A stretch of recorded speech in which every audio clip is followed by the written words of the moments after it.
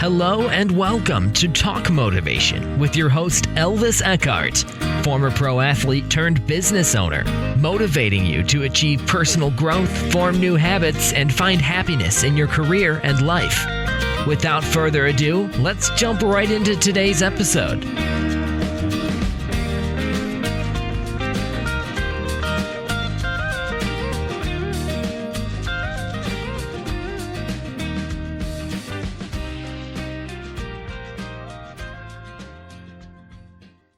Hello everybody, Elvis Eckardt here, your host of Talk Motivation.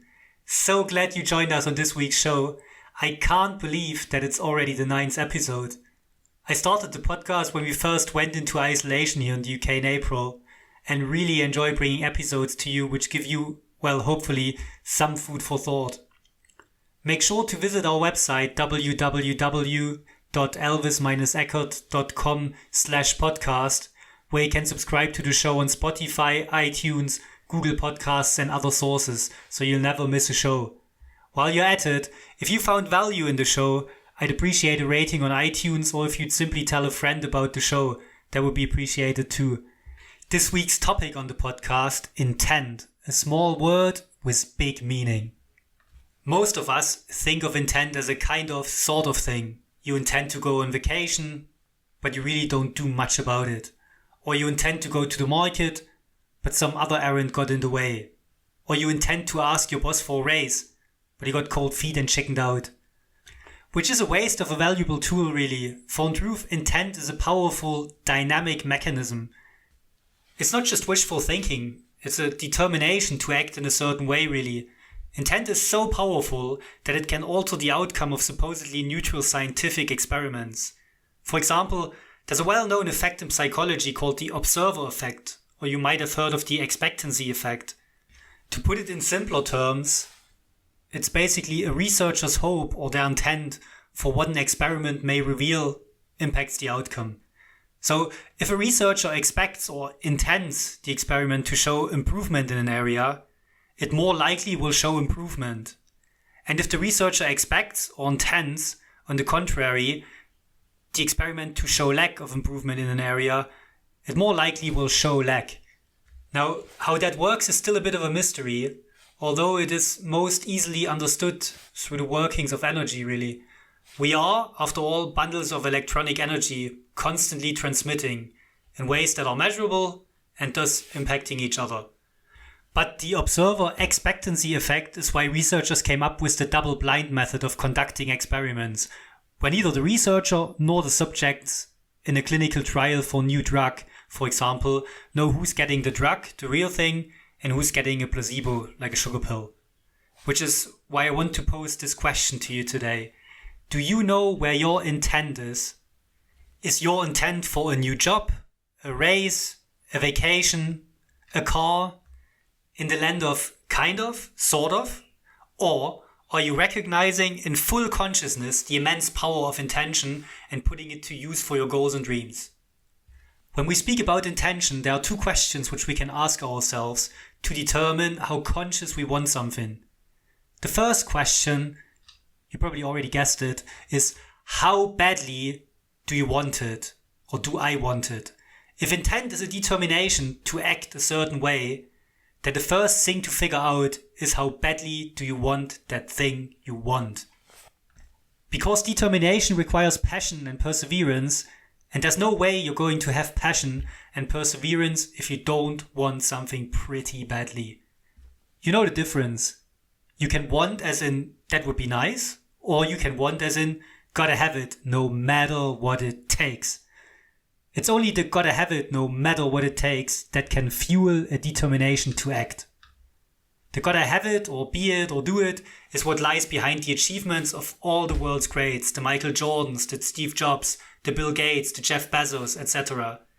Their 100% intent to succeed at their chosen fields was the foundation of their ability to get there. The second is, how conscious are you of your intention? Are you absolutely positively determined to be, do, have, whatever it is? Are you conscious of your intention 24/7 and 365 days a year? Is it in the forefront of your mind as you go about your day? Or do you let it slip into those nether regions of half-baked, yeah, well, maybe, that never come to pass? Always remember, intent is only as powerful as it is conscious. Let me repeat that. Intent is only as powerful as it is conscious. Make yours conscious and it will serve you well.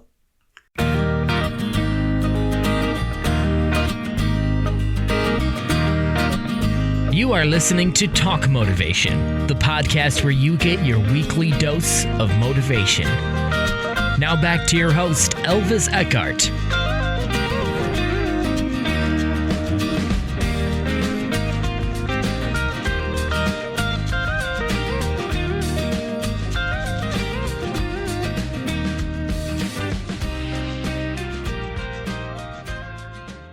In part 1, we talked about intent as this powerful dynamic mechanism which helps determine to act in a certain way. In part 2, I want to go a bit deeper and want to explore with you the creative power of intention. Setting an intention is the first step in manifesting your dreams. When you set an intention, the entire universe aligns with you to create the seemingly impossible in your life. It's that powerful, it really is. An intention helps clarify what you want for your life, and it helps you focus on the goals you wish to obtain. Intention is the overarching umbrella under which you set goals, which you then need to break into steps. You know, those things you need to help you achieve your goals, basically. An intention might be to live in a healthy way and take care of your body. Stating this intention helps you focus on goals, which might include spending time exercising, eating a balanced diet, eating with awareness, getting proper sleep, or nurturing your body. To master these goals, begin by choosing one and then breaking this one goal into small little steps. For example, you could begin with the goal of nurturing your body. Steps to reach this goal might include taking a daily look in the mirror, telling yourself how worthy you are of good health and well-being, or getting a massage once a month. Intention is the loftier part of ourselves, the part we aspire to.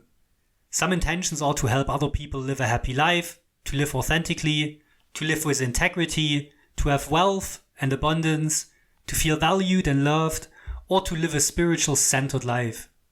Now, these are all good intentions, don't get me wrong, but they in themselves will not do the work of accomplishment for you.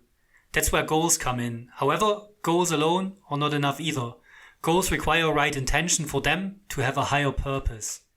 Intentions and goals are symbiotic, meaning they benefit one another. Now, you might ask, how do you form an intention, decide what goals to set and what steps to take? Well, you can do a 3-tiered process. The first part is to create your intention. Spend some time alone, in nature, or meditate in a relaxed place. Write down the answer to this question: what is it I want most in life? You might answer happiness, win the lottery, good health, grow spiritually, or to make the world a better place. It doesn't matter what you put down, but once you have chosen what you want most in life, answer this question: what will my life look like if I live with this intention? Write down all the thoughts that come to you and then refine your thoughts to a manageable sentence or two. Let me give you an example. Your intention might be to be happy, which could mean that you want to be in a loving marriage, living in the country, be in good health, and have an income that comes to you easily and effortlessly. Why don't you create a scrapbook of the intentions you have set? Your scrapbook might have photos or magazine cutouts of happy couples, a house in a country setting, people exercising or walking in the sunlight, and photos of money or even real money. Daily, look at your scrapbook and spend 5 to 10 minutes visualizing and living your intention in your head. The second part would be to set your goals. Ask yourself, how can I obtain this? Your intention will lead you into specific goals that you can set for your life. A goal towards a happy life might be to save money, to buy a house in the country, or to engage in activities where you could meet a potential mate with interests similar to yourself. Daily spend a few minutes reviewing and revising your goal. And ask yourself, does my goal still align with my intention? Do I need to revise my goal or revisit my intention? And the third and last part would be to set steps. Break your goals into baby steps. Ask, what is one step I can take today towards reaching my goal? Always keep your intention in mind. With the intention of being happy and the goal of saving money to buy a house in the country, a step might be to save £1 a day. Certainly, you will need to save more than this to buy a house. But once you start taking steps towards your goal, the creative power of your intention will open new doors and create miracles. Keep your steps simple and doable. A lot of baby steps equal a giant step. Set an intention for your life, which you might decide to work on every day for a year. Your intention will change as you grow and change, but give each intention you set time to work in your life. You might also set an intention each day that aligns with your life's intention. For example, your life intention might be to be happy. This can also be a daily intention, or you can choose a different intention for each day, such as to live in integrity today, or to be grateful today, or to live today in the present moment. All of them bring you happiness. Be cautious about working with more than one intention, as working with too many intentions causes confusion in your mind, and if you're confused, you're sending mixed messages to the universe. The same holds true for goals and steps. Setting too many at once overwhelms you into non-movement.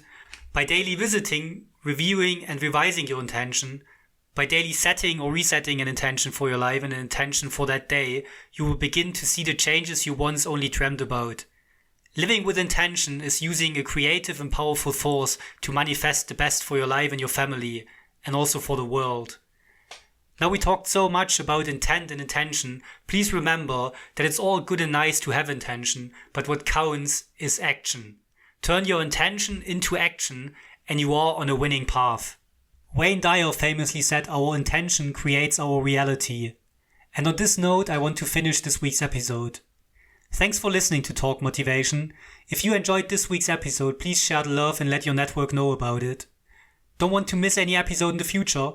Go to iTunes, search for Talk Motivation and hit that subscribe button. Feel free to also connect with me on LinkedIn and we can take the conversation there.